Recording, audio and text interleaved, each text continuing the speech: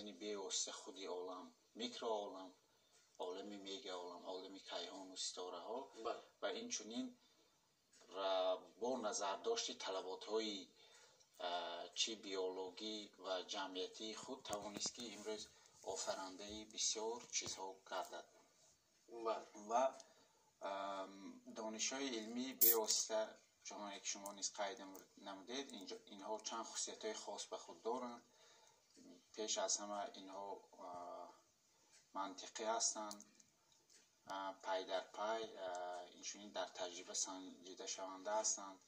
اینچنین اینها همیشه در یک حالت استاتیستیکی همیشه در انکشاف هستند.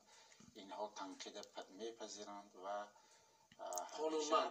قانونمند هستند و همیشه در تحول یعنی دیگرگون شوی هستند. فرض کردیم این یا اون نظر یا این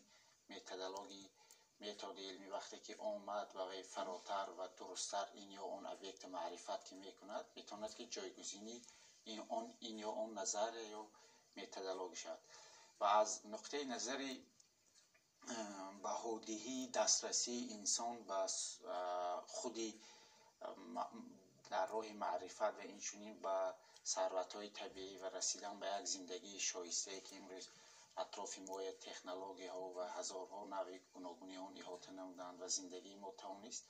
بهودهی صفت زندگی انسان که هم در اینجا در بر میگیرد همین خیلی یک نوع بهودهی وجود دارد. یعنی انسان توانست که در 100 سال آخر انسانیت